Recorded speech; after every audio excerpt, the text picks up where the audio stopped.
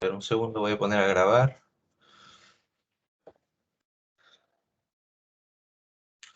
Muy bien, jóvenes. Nuevamente darles la bienvenida a esta sesión correspondiente a la 12ª semana de la Unidad Didáctica de Seguridad e Higiene en Productos Cárnicos e Hidrobiológicos. En esta oportunidad vamos a tocar un tema muy interesante que es las curvas de crecimiento microbiológico, que básicamente nos van a permitir poder determinar, pues, la, el ciclo de vida de los microorganismos y cómo es que nosotros podemos lidiar con este ciclo de vida para poder garantizar la inocuidad de los alimentos. Entonces, para ello hay un equipo que se ha formado para poder desarrollar este tema. Le voy a pedir a los miembros del equipo, por favor, que levanten la mano. Leti Bolaños. Leti Bolaños, Anayeli Lozano, Sarita Cortés, Flavia Soles, Erlita Puyima y Stephanie Germán. Ok, bien. A ver, jóvenes, les voy a pedir que por favor hagamos esta exposición lo más didáctica posible, ¿sí? Expliquemos bien, no tratemos de correr porque es un tema muy importante y en todo caso al final les podré dar alguna retroalimentación adicional o algunos ejemplos para los cuales se aplica este tema. Hay un tema también que quería mencionarles antes de la exposición y es que sus compañeros, bueno, hay un buen grupo de estudiantes que están asistiendo a las clases de innovación y no se están presentando a las clases de seguridad y higiene. Entonces, por favor, señorita delegada, usted coménteles a ellos de que el hecho de que tengamos estas exposiciones no quiere decir que no se van a conectar. De hecho, yo la asistencia la tomo de los chats que me explican en qué momento ingresa cada uno de ustedes. Y estoy notando que varios estudiantes de este salón no se están conectando a la sesión de seguridad y higiene. Entonces, hay que avisarles, por favor, porque no vaya a ser que al final aparezcan inhabilitados por faltas, ¿sí? La idea es de que no tengamos ese problema. Bien, dicho esto, dejo a libertad al grupo a que decidan quién comienza la exposición. Adelante, por favor.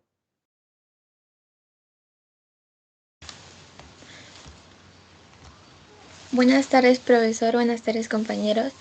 El día de hoy mi grupo y yo, que está conformado por Leti Bolaños, Anayeli Lozano, Sarita Cortés, Flavia Soles, Gerlita Puyina y por mi persona, vamos a explicarles y a profundizar sobre el tema de curvas de crecimiento microbiológico. Introducción. ¿Qué es la curva de crecimiento microbiológico?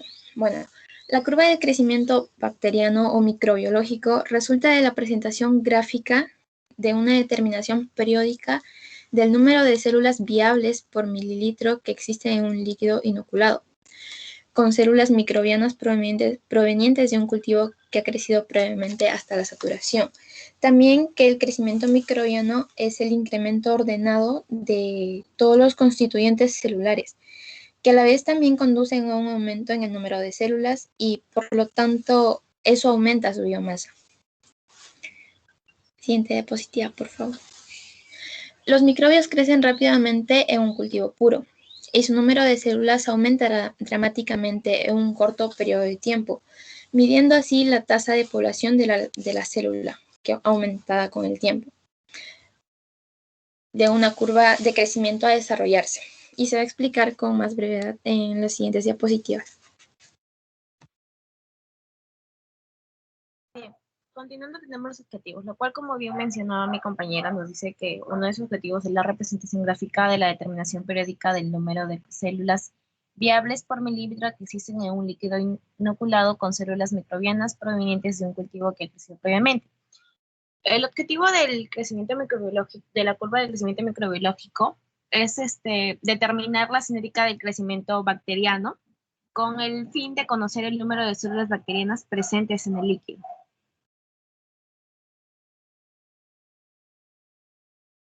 Continuando, formas de crecimiento microbiológicos, como tenemos la fase latencial.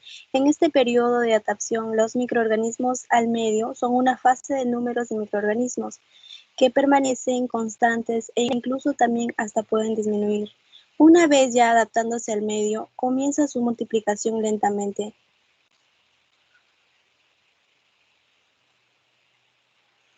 También tenemos la fase exponencial.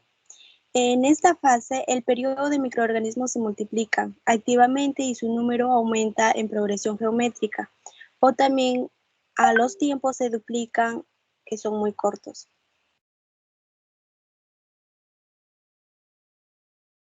Seguidamente tenemos la fase estacionaria. En esta fase, el número de microorganismos permanece prácticamente constante, estableciendo su equilibrio en la producción y en la muerte de ellos mismos. Como también tenemos una consecuencia del agotamiento de los nutrientes esenciales o la acumulación de metabólicos inhibidores. Seguidamente la fase de muerte o declive. En esta fase las condiciones de prevalencia no pueden sostener sobre el crecimiento y el número de células que mueren en donde la supera y lo que forma la parte de lo que son las condiciones que prevalecen.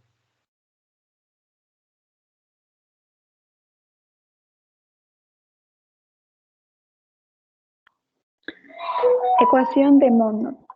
Bueno, la ecuación de Monod es un modelo matemático para el crecimiento de microorganismos, ¿no? El cual fue planteado por el biólogo y bioquímico francés Jacques-Lucien Monod. De ahí deriva el nombre de la ecuación de Monod, quien fue el que propuso usar una ecuación de esta forma para relacionar así las tasas de crecimiento microbiano en un ambiente acuoso con la concentración de un nutriente limitante.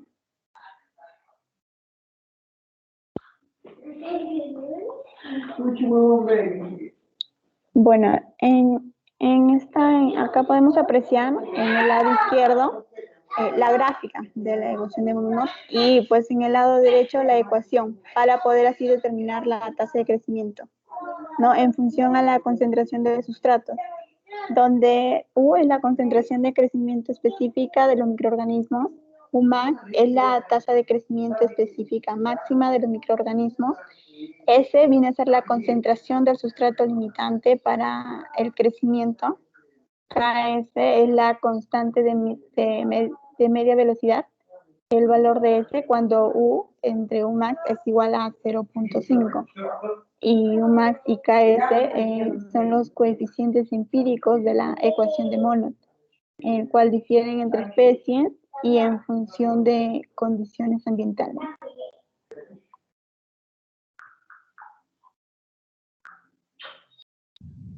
Buenas tardes, profesor, compañeros. Continuando con la exposición, les voy a compartir sobre la curva de letalidad bacteriana. Primeramente, para entrar en contexto, tenemos qué es letalidad. Pues en el concepto nos dicen que es el índice que se utiliza para referirse al número de muertes producidas en relación a la cantidad de individuos en dicha población. Acotando a ello, tenemos que las bacterias, ¿no? Viven incluso en nuestro organismo, pero en ese medio que viven son inofensivas. Sin embargo, muchas de ellas pueden llegar a ser sumamente agresivas. Ahora bien, en la industria alimentaria tenemos el tema de la letalidad bacteriana en un proceso, ¿no? El cual es muy importante puesto que la bacteria en sí representa un peligro para la salud de los consumidores. Por ello se expresa que representa la suma de los efectos letales debido a los cambios de temperatura, teniendo en cuenta el tiempo de ciertas operaciones. Aquí nos quieren hacer referencia a dos factores que se toman en cuenta, el cual es la temperatura y el tiempo, ¿no? Y nos dicen de ciertas operaciones, las cuales, como ya sabemos, las operaciones que se utilizan para la reducción de carga microbiana son la pasteurización y la esterilización. Por ello, se dice que esto se debe básicamente a que las bacterias, al estar expuestas a una temperatura letal, se produce, obviamente en una función de tiempo, va a dar como consecuencia que se disminuya la población microbiana, la cual en condiciones normales podían reproducirse. En la parte derecha, como pueden ver, hay una curva, la cual los va a expresar la curva de letalidad versus el tiempo de esterilización. En el eje Y tenemos la letalidad y en el eje X tenemos el tiempo. Como vemos al principio, se puede observar que la letalidad es 0, pero a medida que va pasando el tiempo, esta va aumentando. Pero recordemos que es un proceso de esterilización, entonces ya en el minuto 65 más o menos hay un declive, ¿no? Se baja totalmente la letalidad a casi 0, pero recordemos que la esterilización es un proceso, un tratamiento térmico, ¿no? Que va a matar las bacterias, por ende la letalidad de estas va a disminuir porque la carga microbiana ha disminuido. Incluso en el minuto 95 podemos observar que la letalidad es 0, puesto que este proceso ha eliminado totalmente las bacterias. Por otro lado, ya en la vida cotidiana, ¿no? Se expresa que la letalidad bacteriana disminuye debido a que llega a un punto en el que la cantidad de unidades formadoras de colonia en un determinado tiempo van muriendo. ¿Esto por qué? Pues por causa de que debido a sus procesos, ¿no? Van a generar desechos y la cantidad de sustrato va a ser muy escasa. Por ello, en este gráfico tenemos la población microbiana versus el tiempo, en el cual en el eje Y tenemos las células por mililitro, 10 al cubo, y en el eje X tenemos el tiempo en minutos. Como vemos, como anteriormente también mi compañera explicó, ¿no? Sobre el crecimiento microbiológico, en esta parte también se relaciona. Mientras más bacterias haya, es que la letalidad va a ser mucho mayor, ¿no? Pero mientras disminuya, mientras más tiempo pase, la carga microbiana va a disminuir, puesto que, como expliqué anteriormente, el sustrato va a ser mucho menor, entonces va a descender esa cantidad, al punto de que va a llegar a 0%. Acotando esta información, esta parte de la exposición, tenemos que en el 2011 surgió un brote en Alemania de E. coli, ¿no? En esta se da de notar la letalidad que puede llegar a tener una bacteria. Los científicos determinaban que la bacteria logró combinar 2 cepas altamente virulentas. Es por ello que se convirtió en uno de los patógenos más infecciosos y letales que se han visto en el mundo. Esto debido a que causó 39 muertes, 2.700 infecciones, 810 casos de insuficiencia renal. Debido a ello, la E. coli, específicamente ese brote que ocurrió en Alemania, se consideró el brote más mortal de E. coli de la historia. Ahora voy a dar paso a mi compañero. Gracias.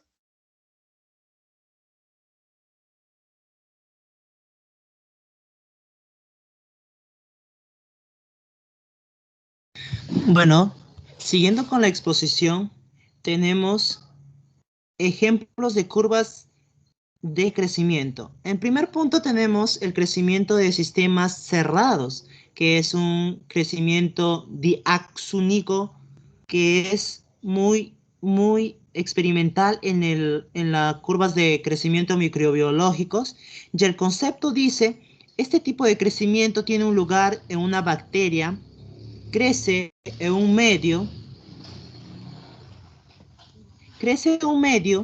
con 2 fuentes de carbono, una de las cuales usan referentes sobre otra, que como podemos ver en la imagen, vemos que es un crecimiento a expensas de glucosa.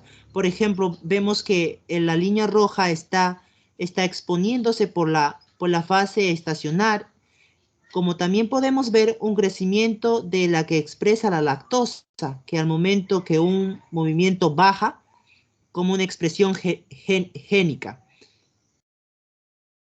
Siguiente diapositiva, por favor.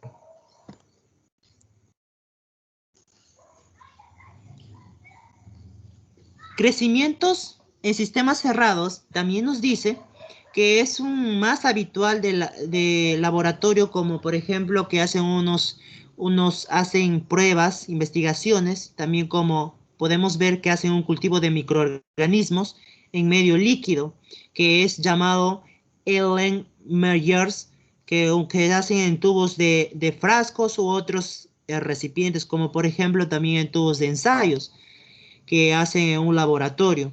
También ocurre un volumen fijo de medio de cultivo, que es modificación por microorganismos.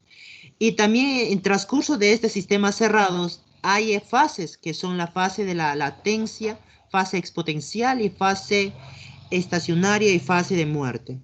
Siguiente diapositiva.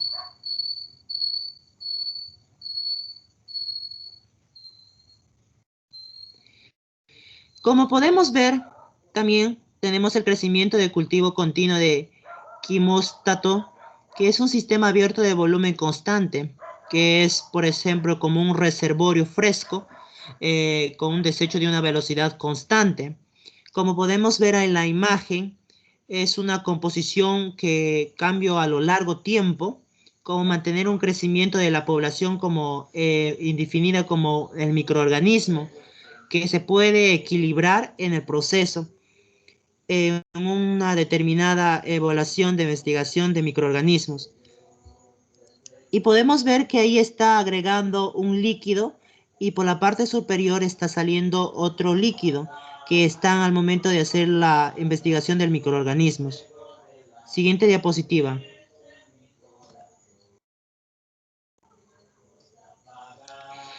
Como podemos ver en la diapositiva anterior, vemos que es el crecimiento de cultivo continuo. También nos da como el biofilms, que es un agrupamiento de bacterias adheridas en las superficies en la matriz que excreta por las células. Como podemos ver, hay tres imágenes, una tubería, y también podemos ver que está saliendo agua sucia, y también podemos ver unos dientes que están ahí. Podemos ver el microorganismo que está en un agrupamiento de bacterias. Podemos ver que es muy importante. Mayormente las personas que no se cepillan tienen mayormente los dientes sucios y tiene una forma bacteriana que es una forma amarilla. Y podemos ver que una diferencia entre los dientes como una tubería sucia o que está oxidado, podemos ver que no tiene un buen aspecto físico y que está mogrentado, y también el agua que a la parte superior del tubo está un poco mogretado, también está con las partes agrupadas. Siguiente diapositiva, por favor.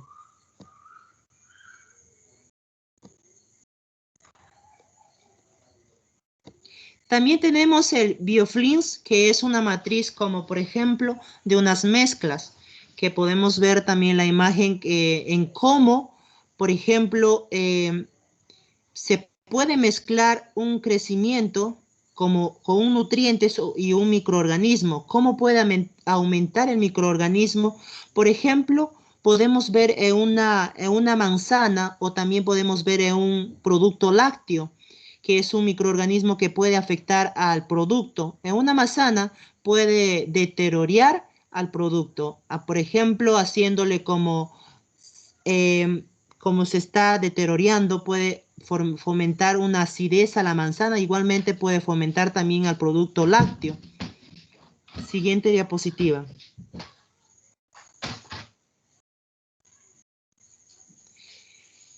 El último, el número 6, es quorum sensing. Es un mecanismo con la cual que mide la densidad de la población de las bacterias que pueden responder a la presencia de otras células de la misma especie, ya que también asegura el suficiente de las células antes de iniciar una respuesta, con mayor efectividad, como por ejemplo, producción de toxinas en una bacteria patógena. Muchas gracias. Le doy pase a mi otro compañero.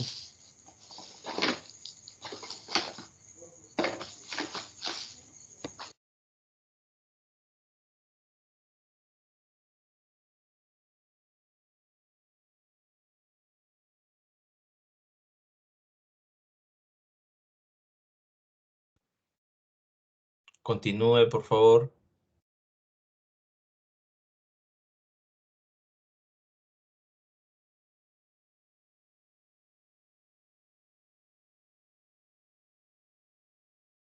Como conclusiones tenemos que el crecimiento microbiológico es de gran importancia, no solo para entender el comportamiento de dichos microbios, sino también que puede utilizarse para biotecnología. También que es una parte fundamental o importante que se debe tener en cuenta cuando se va a observar el crecimiento bacteriano, es usar un cultivo fresco con cepas recién activadas.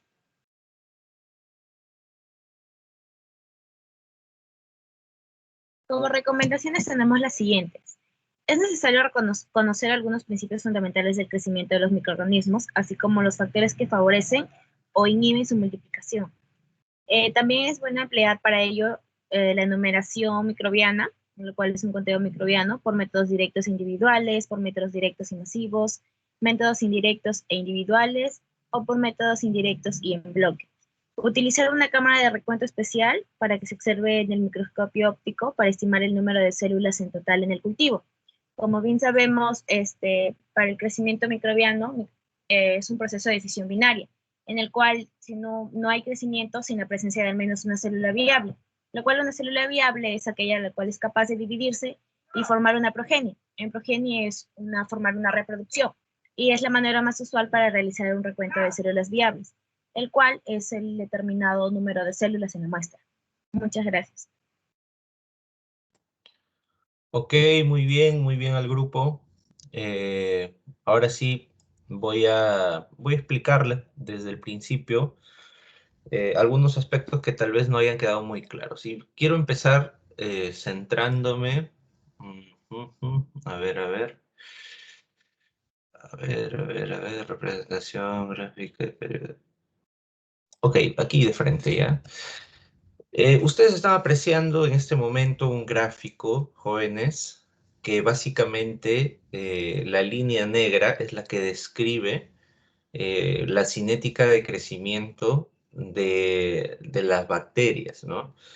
Ahora, ¿qué ocurre con estas 4 fases que nosotros podemos identificar, ¿no? En el crecimiento? Que curiosamente, si ustedes se ponen a averiguar, es bien extraño porque la forma de esta curva también ocurre igual en las empresas. Tienen la misma forma las empresas. Igual en los procesos también probablemente cuando se adapta el proceso desde el inicio hasta que se estandariza el proceso también pasa por estas fases. Entonces es curioso que los microorganismos también tengan este ciclo de vida. Ahora, ¿qué hay en la primera fase? ¿Sí? La primera fase es la latencia. Entonces, ¿qué significa la fase de latencia? Yo sé que ustedes lo han descrito muy técnicamente, pero yo lo que necesito es que entendamos de qué estamos hablando, ¿sí? ¿Por qué un microorganismo o grupo de microorganismos empiezan su crecimiento en fase de latencia, es decir, en una fase inmóvil prácticamente? La razón es muy sencilla, ¿sí? Y para esto les voy a poner un ejemplo relacionado a nosotros mismos, ¿sí? Como seres humanos, y se van a dar cuenta de por qué la latencia. ¿Ok? Imagínense ustedes que durante 20 años han vivido a nivel del mar, ¿sí?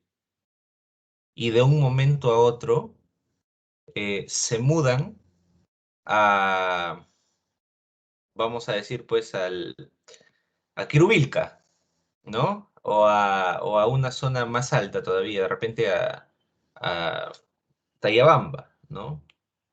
De repente más de 4.000 metros de altura. Pregunta, si ustedes nunca han ido antes a la sierra y hacen ese cambio, ¿será tan fácil que ustedes hagan sus actividades normales a esa altura? ¿Quién me responde? No, profesor, porque No, profesor. No, profesor. ¿Por qué será? ¿Por qué será? ¿Qué me pueden decir? Puede ser, las puede condiciones no ser, son las profesor, mismas. porque no estamos. A ver, levanten la mano y yo les doy el pase mejor, porque también se cruzan ahí, ¿eh? ¿Por qué será que no podemos hacer nuestras actividades normalmente? A ver, Herli. Puede ser, profesor, por el cambio de ambiente. Ya, el cambio de ambiente. ¿Quién más está tratando de intervenir? Sarita, creo, ¿cierto? Sí, profesor, le estaba comentando que por las condiciones también, ¿no? Porque Ok. uno va a cambiar de menos altura a más, ¿no? Y eso va a afectar. Así es. ¿Y cómo se manifiesta por acá en el chat también me escriben por el cambio de clima? ¿Cómo se manifiesta físicamente en nosotros ese cambio? ¿O simplemente es que sabemos que no podemos hacer algo, pero no sabemos cómo se manifiesta? ¿Qué Sí, pasa por si el cambio. ustedes... Ajá, exacto. ¿Qué pasa si ustedes se van, ¿no? Después de haber vivido todo un tiempo acá y se van a hacer una carrerita, ¿no? Ahí a 4.800 metros de altura. ¿Qué pasa con ustedes? Hay más cansancio, profesor. Exacto, se ahogan, ¿no? Se ahogan y les da el famoso soroche. Lo mismo ocurre con los microorganismos, jóvenes, ¿sí? Lo mismo ocurre con los microorganismos. Los microorganismos se encuentran en una fase de latencia que traducido significa una fase de adaptación, ¿sí? Adaptación al medio. Lo mismo ocurre con nosotros. De repente, cuando vamos recién, nos va a chocar, tenemos que adaptarnos. Pero ¿qué pasa si ya estamos viviendo a esa altura un par de años? ¿Será igual que el primer día o ya no? Ya no, Ya profesor. no, profesor, porque ya nos acostumbramos. Exactamente, ¿no? Entonces, el periodo de latencia con microorganismos no es otra cosa que un tiempo que le debemos dar al microorganismo para que se adapte al medio, ¿sí? Recordemos que, bueno, los microorganismos que son silvestres, digámoslo así, bueno, están en el ambiente y ellos constantemente se están adaptando a nuevos medios. Pero en la industria alimentaria nosotros utilizamos también microorganismos benéficos, ¿sí? Como por ejemplo el cultivo del yogur, ¿sí? Que son levaduras específicamente, ¿no? Entonces, este cultivo del yogur necesita adaptarse siempre al medio y seguramente si alguno de ustedes ha preparado yogur, se ha dado cuenta de que antes de empezar la fase de incubación, nosotros debemos dejar un tiempo reposar el cultivo con un poco de leche. ¿Para qué? Para que el cultivo pueda adaptarse a ese medio, ¿sí? Porque normalmente a nosotros nos viene una bolsita deshidratado. Entonces, el cultivo pasa por una fase de latencia hasta que se empieza a adaptar a ese medio nuevo, ¿no? Pero resulta que este medio nuevo, pues, para, por ejemplo, el caso de una bacteria ácido láctica, que el medio nuevo sea de leche, que tenga lactosa, es pues un jolgorio para la bacteria, ¿cierto? Un jolgorio para el microorganismo. ¿Qué va a hacer entonces con este producto que contiene bastante lactosa? Va a empezar a alimentarse de él, ¿sí? Y bueno, en el caso de nosotros, por ejemplo, nuestro metabolismo cuando somos niños, ¿no? Nos alimentamos y vamos creciendo, ¿cierto? Hasta cierta edad. En el caso de los microorganismos se alimentan y su sistema tan sencillo, pero a la vez tan milagroso, diríalo así, hace que conforme se van alimentando se puedan ir multiplicando, ¿sí? Se pueden ir, no es el término reproducir, sino multiplicar. Se puede ir multiplicando, multiplicando, multiplicando. Entonces entra el microorganismo a una fase de crecimiento exponencial. ¿Qué quiere decir una fase de crecimiento exponencial? ¿Sí? Imagínense ustedes que tenemos un microorganismo, ¿ya? Les voy a pedir que me sigan, por favor, el ejemplo, ¿ya? Tenemos un microorganismo que se multiplica, o sea, se multiplica en dos nuevos microorganismos cada 30 segundos, ¿ok? Entonces, pasan 30 segundos y ya no tenemos un microorganismo, sino tenemos 3, es decir, no, perdón, tenemos 2. Es decir, el microorganismo que teníamos se convierte en 2. Pasan nuevamente 30 segundos, ¿sí? Y cada uno de estos 2 se convierte en 2. Entonces ya no tenemos 2, sino tenemos 4, ¿sí? 4 microorganismos. Y pasan 30 segundos y ya no tenemos 4, tenemos 8. Y pasan 30 segundos y ya no tenemos 8, tenemos 16. ¿Ok? Entonces, ese crecimiento masivo, ojo, yo estoy diciendo que se va prácticamente a multiplicar en 2, pero en realidad a veces no lo hacen en 2, lo hacen de una manera un poco más desmedida. Entonces, conforme va pasando el tiempo, tenemos 2, 4, 8, 16, ¿sí? Entonces, 32, 64, 128. Y cada 30 segundos va ocurriendo eso. Entonces, el crecimiento, si lo mides desde el primer microorganismo que hubo, que era 1, tú puedes tener que después de 3 minutos puedes encontrarte de repente con 128 de 1, ¿no? Ese crecimiento no es aritmético, es exponencial, ¿sí? Es exponencial. Entonces, una multiplicación acelerada de este microorganismo. Pero, todos obviamente se aglomeran alrededor del primer microorganismo que hubo. Pues por eso es que cuando nosotros en microbiología detectamos un microorganismo, no decimos que hay una bacteria, decimos que hay una unidad formadora de colonias, ¿sí? Y dentro de esa unidad formadora de colonias pueden haber millones de bacterias, ¿no? Porque de hecho estas bacterias son tan minúsculas que si fuera solamente una no sería visible. Pero cuando ya nosotros vemos en el cultivo que se ve un puntito blanco ahí, es porque ahí hay millones de bacterias, ¿de acuerdo? Entonces, el microorganismo empieza a crecer en esta fase exponencial, pero llega un punto, pues, así como nosotros llegamos a una edad en donde dejamos de crecer, el microorganismo llega a un punto en donde ya no se multiplica más. Por muchas razones. Se está agotando la comida de repente, o de repente el microorganismo muere a la misma velocidad que se multiplica. Entonces, básicamente se va a mantener en una línea de estacionamiento, una línea estacionaria, una fase estacionaria, ¿sí? Donde no hay mayor crecimiento microbiológico en el tiempo, ya no es un crecimiento exponencial, sino más bien se mantiene, ¿no?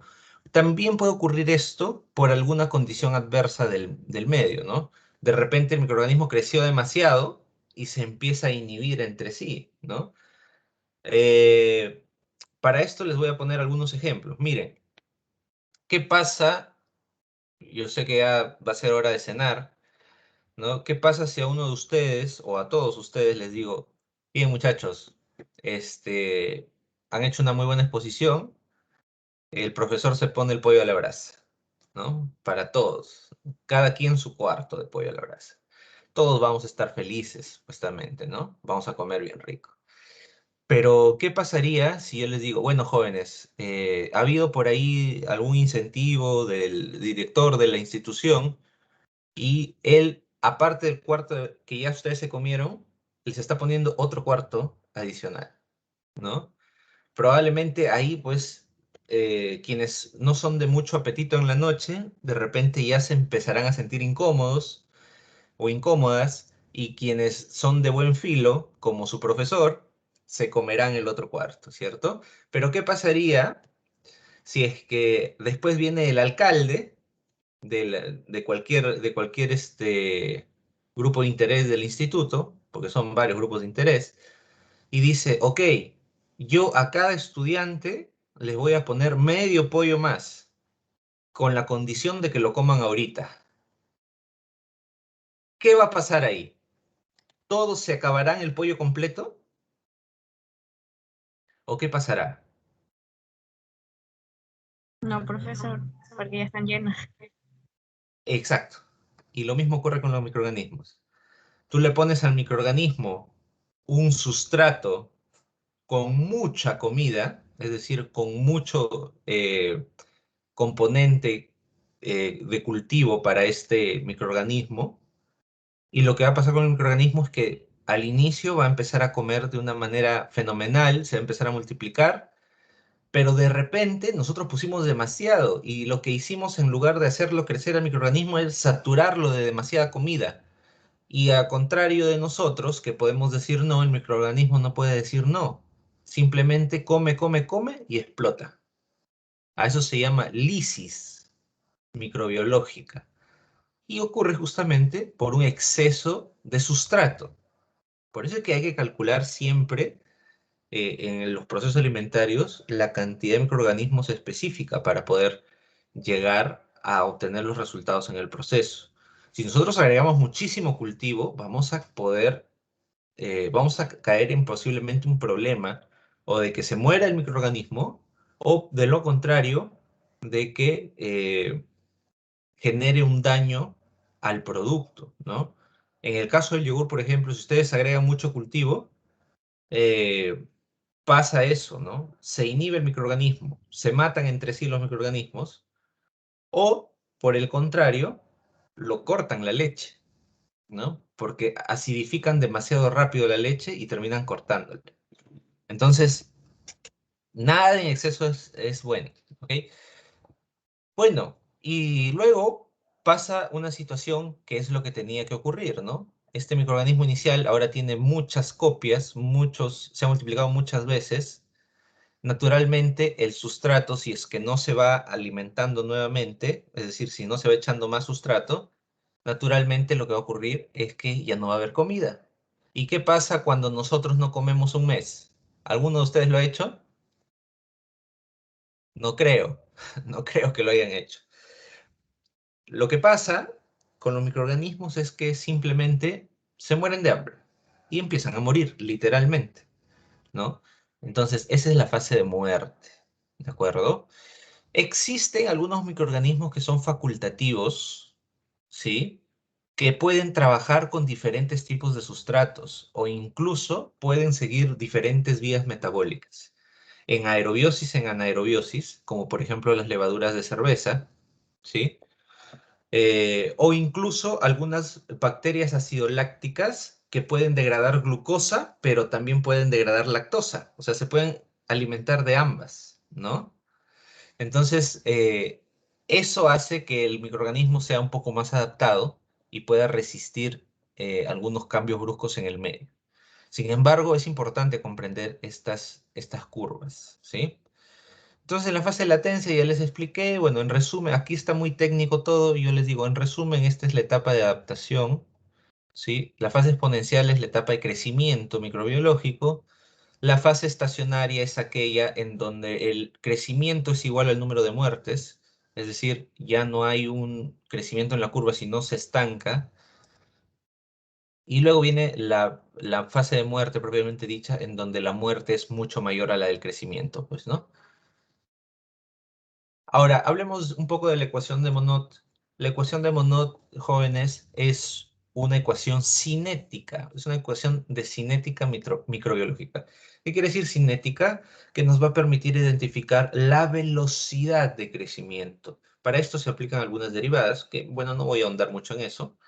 Solamente lo que quiero que ustedes noten es el dibujo de la ecuación de Monod. Aquí lo tienen más claro, ¿sí?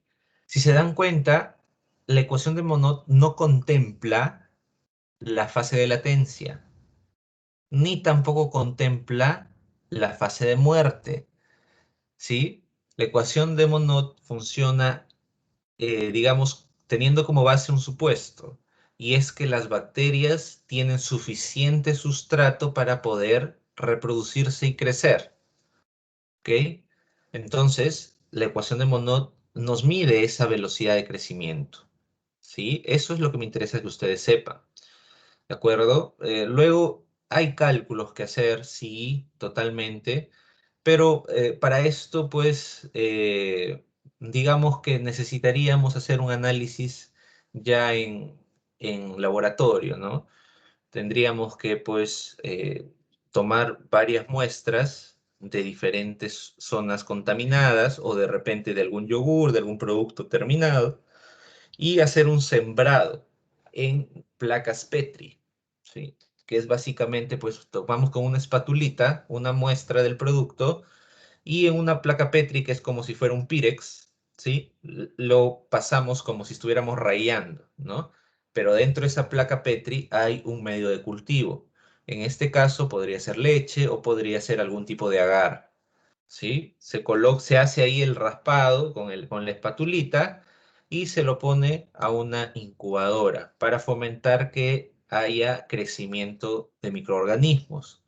Entonces, lo que nosotros podríamos hacer en laboratorio es ir viendo cómo se va formando las unidades formadoras de colonias en el tiempo, ¿no? Y con eso podríamos tener una noción de cinética microbiológica y podríamos tranquilamente trabajar con esta ecuación.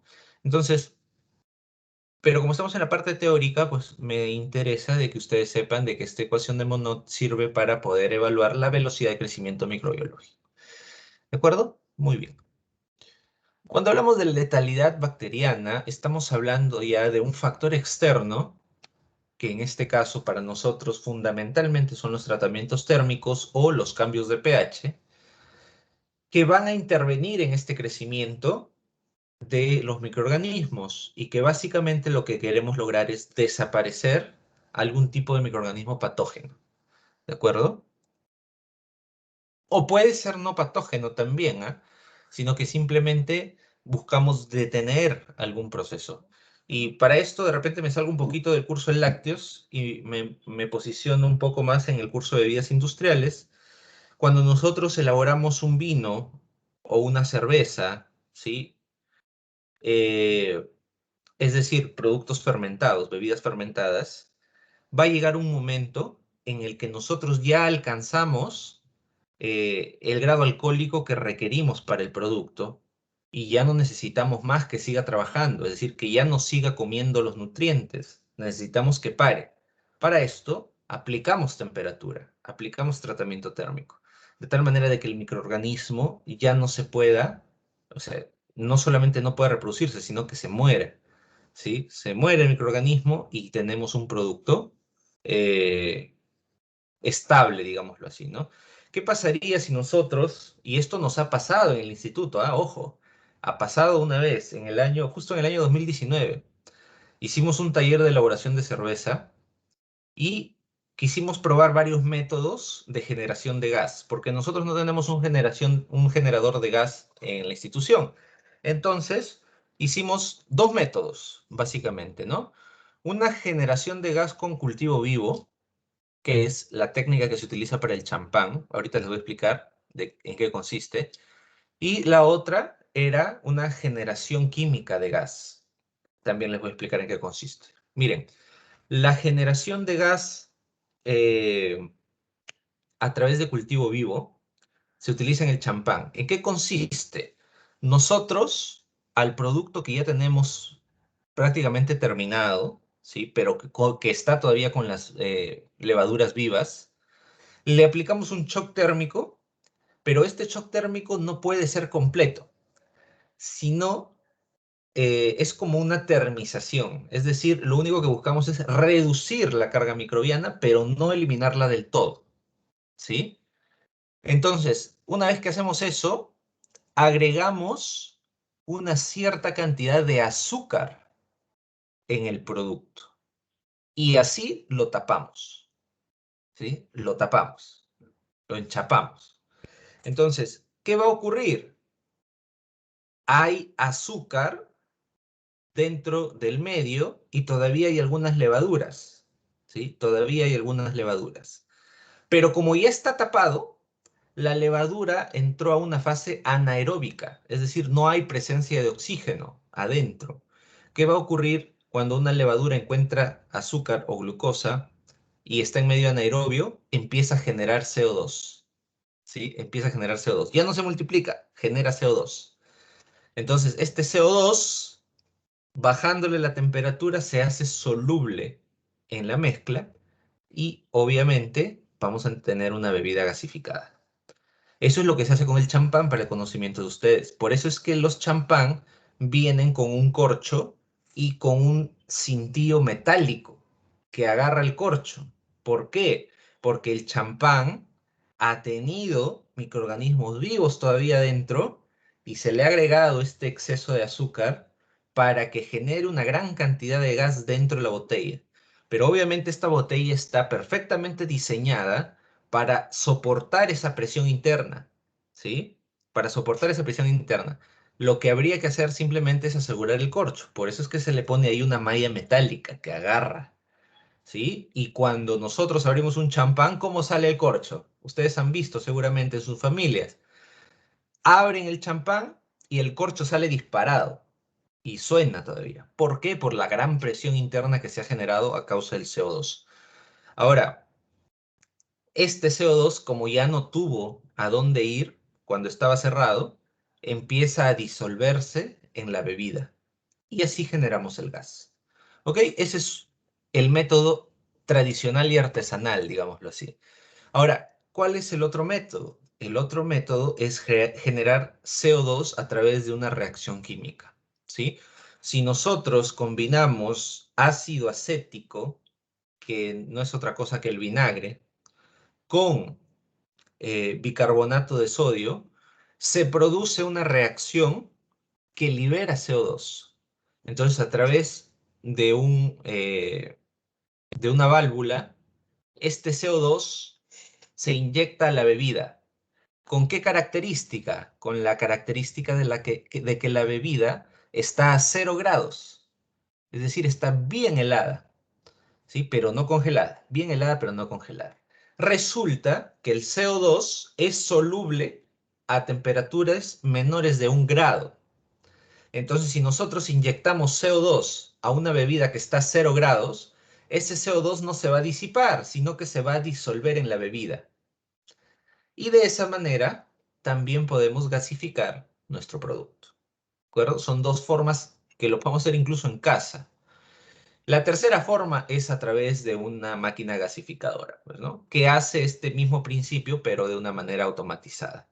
Pero como nosotros de repente no hemos tenido la oportunidad de tener ese equipo, eso no quiere decir que nosotros nos vamos a quedar tocando palmas, ¿no? Tenemos que ingeniárnosla y eso es a la conclusión a la que hemos llegado. Pero lo que ocurrió con el primer ejemplo fue que algunas muestras detectamos que no habían sido termizadas adecuadamente, es decir, había quedado demasiado microorganismo adentro.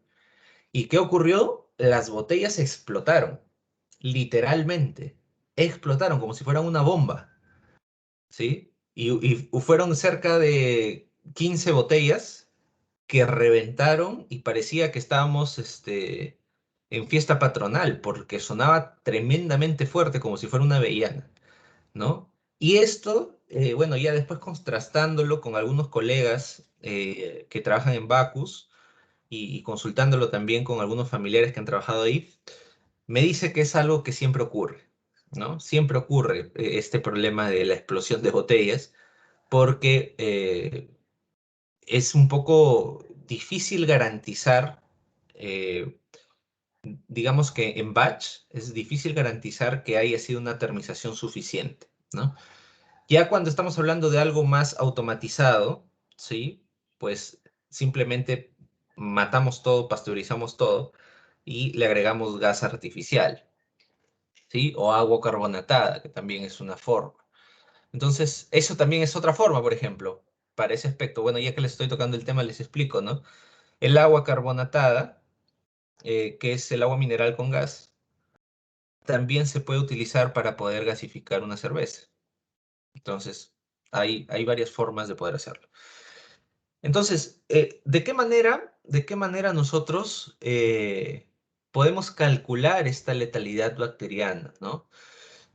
Básicamente, pues, nosotros deberíamos utilizar la ecuación de Monod para poder determinar el crecimiento máximo, ¿sí? Y aplicar algunos parámetros, como temperatura o como pH, ¿no? Ustedes en esta curva que están viendo, la curva es de letalidad en el tiempo, ¿ok?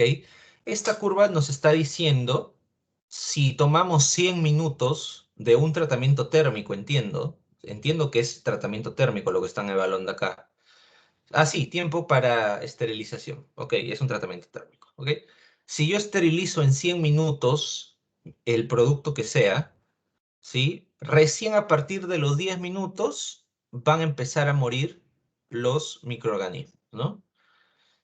Y bueno, entiendo yo que esto es una esterilización lenta porque eh, en realidad la esterilización que se usa ahorita dura más que 4 segundos.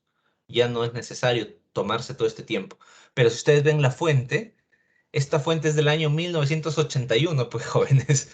Por eso es que la curva le sale así. Pero bueno, sirve para la explicación, ¿ok? Entonces, asumiendo de que esta es una esterilización lenta que se va a ir dando pues gradualmente, ¿no? Como si lo queremos poner así, lo estamos haciendo en olla, ¿no? Entonces, a partir del minuto 10 empiezan a morir los microorganismos y los acumulados en proporción, ¿sí? Son los que están ustedes viendo en la curva esta, que parece una curva de crecimiento exponencial, pero en realidad no. Este es el valor acumulado de todo lo que va muriendo, ¿sí? De todo lo que va muriendo.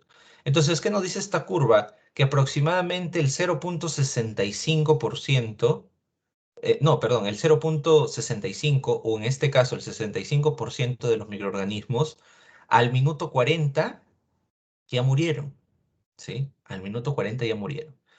El otro, el otro porcentaje, ¿sí? El otro porcentaje es los demás puntos que quedan, ¿no? Es 0,35%. Entonces, al minuto 40 es el punto más alto de la esterilización. Hasta ahí hemos llegado, entiendo yo, a alcanzar la temperatura de esterilización. Y a partir de ahí, el 35% es lo restante. ¿Ok?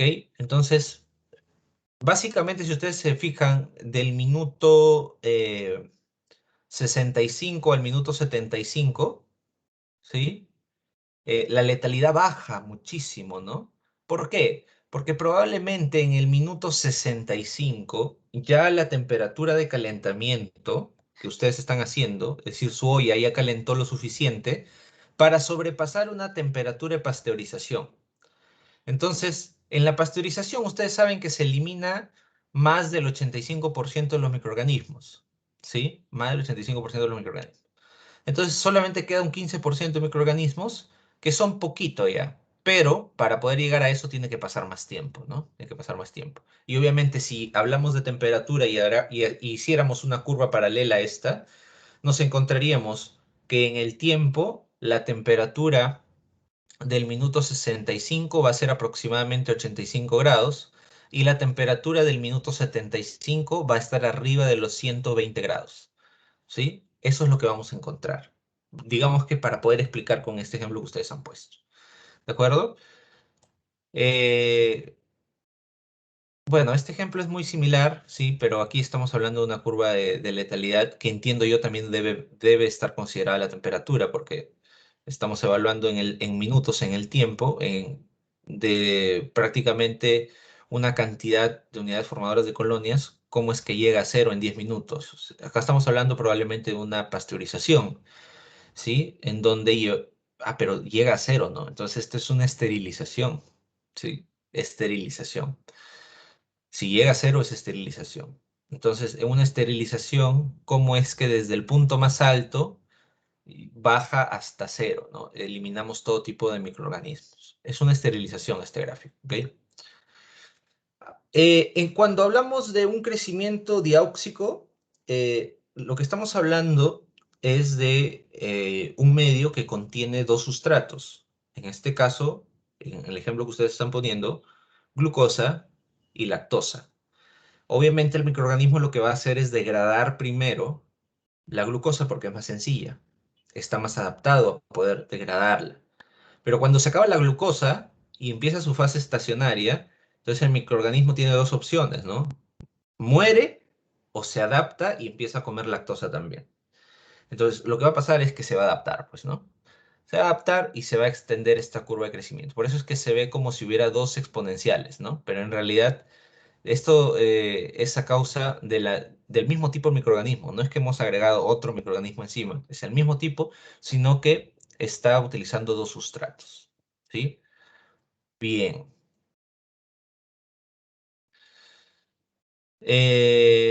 A ver. Cuando hablamos de crecimiento de sistemas cerrados, lo que estamos haciendo es una especie de bioreactor. ¿Sí? Una especie de bioreactor aquí mencionan, por ejemplo, en un matraz en Erlenmeyer, pero en realidad el bioreactor puede ser cualquier tipo de contenedor, ¿no? Incluso lo que nosotros hemos usado bastante, por ejemplo, en algunos cursos de bebidas industriales en el Instituto Virú, es utilizar damajuanas como bioreactores, ¿no? Utilizamos damajuanas y utilizamos equipos de venoclisis para poder hacer la fuga de CO2. Equipo de venoclisis es esos equipitos que se ponen con el suero cuando te vas al hospital y te tienen que poner suero. Ok, ese equipito de venoclisis nosotros lo usamos para poder hacer la fuga del CO2, ¿no? Es bien interesante y lo podemos hacer en realidad cada quien en su casa. ¿Sí? Bien. Entonces, en sistemas cerrados básicamente el principio es el siguiente: no se agrega más microorganismo, pero tampoco se agrega más sustrato. ¿Sí? A eso se refiere. Luego, estamos hablando de flujos continuos. Y esto se ve mucho con la inmovilización microbiológica que hace, por ejemplo, las grandes empresas cerveceras. No he visto todavía eh, en la industria láctea que sea una inmovilización aparte del kefir. ¿Sí? El kefir sí es una inmovilización que se hace, ¿no? Ustedes saben que cuando se prepara yogur se utiliza levadura industrial, perdón, cultivo industrial, o se utiliza kefir. El kefir es una especie de hongo, ¿sí? Es una especie de hongo, que es grande, no es como un polvillo como el cultivo, sino es un hongo grande. Entonces, con ambas fuentes de transformación podemos elaborar yogur. Entonces, ¿cómo sería un sistema, un bioreactor de transformación inmovilizada? En este caso, no sería un microorganismo, sino un macroorganismo, que es el kefir. Se avienta un hongo de kefir aquí. Imaginemos que el color anaranjado es leche, ¿sí? Entonces va ingresando leche por goteo, el kefir está en contacto con la leche y esto va haciendo que se transforme la leche en yogur y va saliendo también por el recipiente de abajo. ¿Ok? Eso es lo que se hace en un sistema cerrado o quimóstato, ¿sí? Es muy importante que nosotros tomemos en cuenta de que la tecnología hoy en día nos permite hacer inmovilización microbiológica e incluso inmovilización enzimática. Es decir, nosotros podemos en un mismo bioreactor inmovilizar algún tipo de enzima o microorganismo para que simplemente el fluido pase a través del microorganismo y sea transformado, pero el microorganismo no sea arrastrado con el fluido, que ya se transforma, ¿no? La tecnología permite hacer eso ahora. Bueno, el caso de los biofilms, la placa bacteriana es un buen ejemplo de eso. Seguramente ustedes habrán visto en algunas tuberías que se forman este tipo de coloraciones que en realidad son tejidos, pues, tejidos de bacterias, ¿no? O sea, grupos de células bacterianas que se entrelazan y forman tejido, que es muy diferente al sarro, ¿sí? Una cosa es estos tejidos biofilms y otra cosa es el sarro. El sarro es causado por la alcalinidad del producto y los biofilms es causado por la concentración de microorganismos. Bien. Esto es lo que ocurre con un biofilm. Miremos el dibujito, por favor, porque acá está la explicación en el dibujo. Asuman que la parte celeste de arriba es un flujo de izquierda a derecha en una tubería, ¿no? En ese flujo van células, van microorganismos y se pegan en la pared inferior del tubo, ¿no? Se pegan en la pared inferior y se van pegando poco a poco hasta que forman una obstrucción más grande, que eso es ya colonias de microorganismos, ¿no? Ese es el concepto de biofilm. Así se va generando. Ajá. Bueno, el quorum sensing es más para digamos, determinar densidad poblacional de los microorganismos. Sin embargo, esto es como hacer un medio de cultivo, ¿no? cómo hacer un medio de cultivo. Bien, jóvenes, conceptos que no deben olvidar: unidades formadoras de colonias, ¿sí? Recordemos que una unidad formadora de colonia en realidad es una bacteria que es capaz de formar una colonia en torno a ella.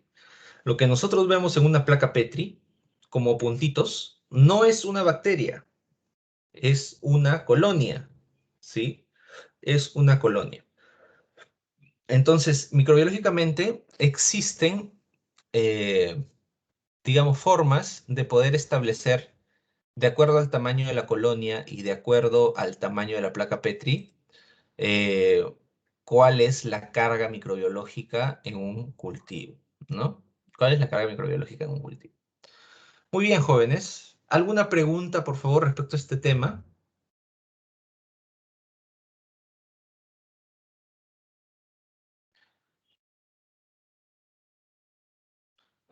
¿Hay alguna pregunta, por favor?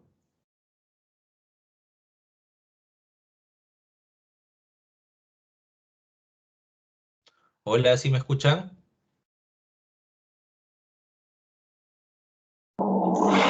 Sí, profesor. Ninguna pregunta, muchas gracias. Ok, ok, perfecto, muy bien. Bien, la exposición ha estado bastante clara, la verdad. Simplemente lo que he hecho es ejemplificar lo que sus compañeros nos han narrado muy bien. Y bueno, pues con eso considero que hemos completado los objetivos de esta sesión. Les agradezco por su participación, le agradezco al grupo por haber mostrado información valiosa. Y pues de aquí ya nos estaríamos encontrando la siguiente semana. ¿De acuerdo? Muchísimas gracias, jóvenes. Cuídense bastante, no estén saliendo innecesariamente. Todavía la pandemia no acaba. ¿Sí? Cuídense bastante, estudien. Estamos en la recta final ya del curso.